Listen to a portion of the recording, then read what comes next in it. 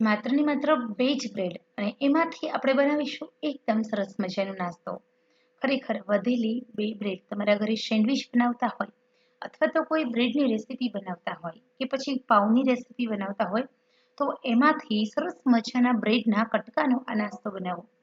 તમારા બાળકોને ખરેખર બહુ મજા આવશે. કોઈ પણ તમે ચાઇનીઝ ખાતા હોય, પનીર ચીલી ખાતા હોય, બધાના ટેસ્ટ ભૂલી જાય છે. એવો સરસ મજાનો માત્ર 2 જ મિનિટમાં એકદમ ઇઝી ફાસ્ટ ફૂડ બનીને રેડી થઈ જાય છે.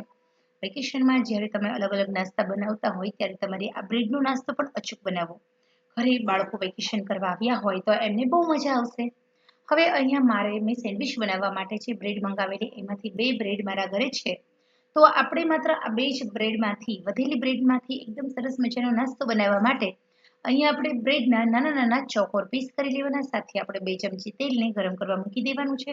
આ તેલ ગરમ થાય ત્યાં સુધીની અંદર હું તમને જણાવી દઉં તો આની અંદર એકદમ સિમ્પલ ને સરળ આપણે રાઈથી વઘાર કરી અને પછી હિંગ ઉમેરી દેવાની છે. હિંગ ગરમ થાય એટલે આપણા ઘરમાં જ રહેલા જે મરચાં હોય છે, એક મરચુંને ઊભી પટ્ટીમાં સમારવાનું છે, ઓનિયનને ઊભી પટ્ટીમાં સમારી દેવાની છે અને ટામેટાને પણ આપણે ઊભી પટ્ટી અથવા તો તમે એને પણ એમ કે ચોપરમાં ચોપ કરીને પરંતુ ટામેટા અને ડુંગળી આ બે વસ્તુ છે એને તમારે ઊભી પટ્ટીમાં સાંતળેલું હોય તો મજા આવશે.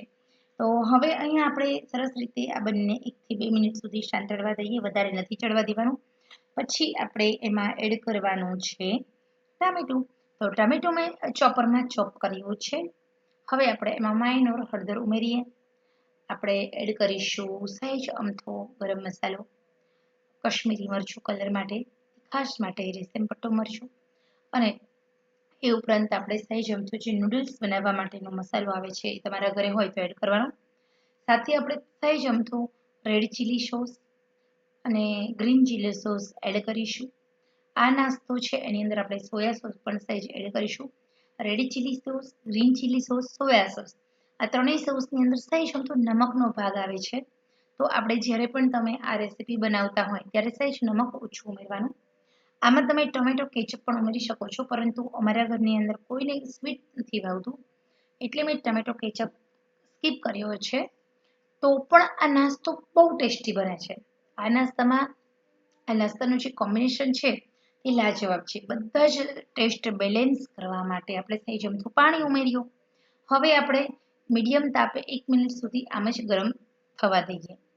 તમે આમાં લસણ પણ ઉમેરી શકો છો અને આ નાસ્તો એકવાર તમે ખાશો ને પછી ખાતા રહી જશો એવું લાગે છે. હવે આપણે અહીંયા જે આપણી બ્રેડ છે એ બ્રેડ ઉમેરી દીધી છે, હલાવી લીધું છે. તો અહીંયા 1 જ મિનિટ સુધી આપણે બસ રેડી જ છે આપણે ગરમા ગરમ નાસ્તો. આવી રીતે આપણે હલાવી લેવાનું. તો અહીંયા આપણે જે પણ સોસ ઉમેર્યા છે બધાનો ટેસ્ટ બ્રેડ સાથે સેટ થાય છે, જેના કારણે આપણો આ નાસ્તો બહુ સરસ લાગે છે. તો ખરેખર આ નાસ્તાની જે રેસીપી છે તે એટલી બધી સરસ છે કે તમે આરામથી ઘરે આ નાસ્તો બનાવો અને નાના બાળકોને ખવડાવી શકો છો. અમારા ઘરે નાના બાળકો તો નહીં પણ વડીલો પણ આ નાસ્તો બહુ ખાય છે.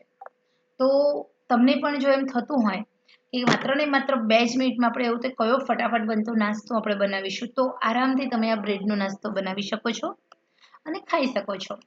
તો આશા રાખું છું આપ સૌને આ સરસ મજાની ઇન્સ્ટન્ટ બનતા નાસ્તાની રેસીપી પસંદ આવી હશે. તો પસંદ આવી હોય તો તમે પણ તમારા ઘરે આ વેકેશનની અંદર જરૂર આ નાસ્તો બનાવજો.